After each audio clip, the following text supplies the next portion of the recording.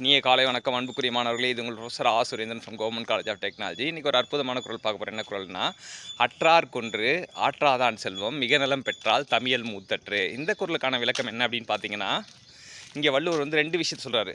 செல்வம் வந்து துன்பத்தில் போக்கக்கூடிய ஒரு மிகப்பெரிய சாதனம் அப்படின்றாரு. அதே போல் பெண் வந்து குடும்பத்தை சீரும் சிறப்புமாக உன்னதமாக வளர்க்கக்கூடிய ஒரு ஜீவன் அப்படின்றாரு. ஸோ பெண்ணையும் செல்வத்தையும் வந்து இங்கே ஒப்பிடுறாரு. எப்படி வந்து அற்றார், வழியற்றார், கதியற்றார் அந்த மாதிரி இருக்கவங்கள ஒரு ஆற்றுப்படுத்தணும் அப்படின்னு தான் செல்வத்தோட இது. அப்படி ஆற்றுப்படுத்தாத செல்வம் வந்து எதை போல இருக்குது அப்படின்னா, இந்த பெண் ஒரு சிறப்பான பெண் வந்து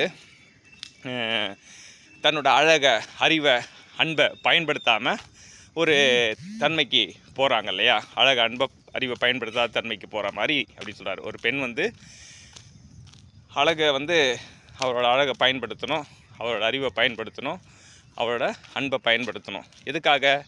குடும்பத்தோட ஒரு முன்னேற்றத்துக்காக.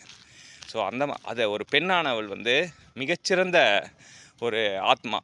அது ஒரு தலைமுறையை மாற்றக்கூடிய பண்பு பெண்களிடம் உண்டு அப்படின்றத இங்கே வலிமைப்படுத்துகிறாரு. அது மட்டும் இல்லாமல் செல்வம் வந்து எப்படி துன்பத்தை போக்குதோ அதே போல் பெண்கள் வந்து குடும்பத்தை உயர்த்தக்கூடியவங்க. செல்வம் வந்து துன்பத்திலேருந்து ஒரு மனுஷனை எப்படி உயர்த்துதோ அதே போல் பெண்கள் வந்து குடும்பத்தை, தலைமுறையை உயர்த்தக்கூடியவங்க. அப்படி வறுமைக்கு பயன்படாத செல்வமானது குடும்பத்துக்கு பயன்படாத பெண் போன்றது அப்படின்னு சொல்லிட்டு வள்ளுவர் சொல்கிறார். எனவே அன்புக்குரிய மாணவர்களே, நம்மக்கிட்ட செல்வம் இருந்தால் பிறரோட துன்பத்தை போக்குறதுக்கு பயன்படுத்தணும். வாழ்த்துக்க சாம்பியன்ஸ்.